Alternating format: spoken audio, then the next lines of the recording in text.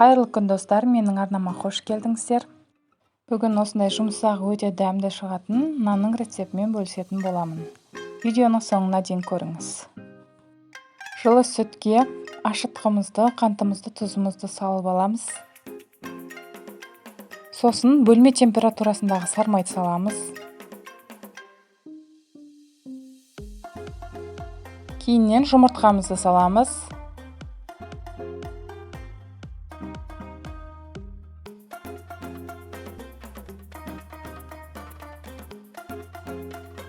Енді жаңа жылы сүтімізді құйып аламыз. Енді июін қандырып, әдемілеп қамыр илейтін боламыз. Қамырымызды жылы жерге орап қоямыз. Қамырымыз ашыды. Енді осылай бөлікке бөліп аламыз. Жасап дайындап қоямыз. Біраз көтерілген соң жұмыртқаның сарысын жағып, қызып тұрған пеште пісіріп аламыз. Сіздер де жасап көріңіздер. Өте дәмді нан шығады. Пайдаңызға жарасын. Ас болсын. Сіздермен болған Әйгерім Болысбек.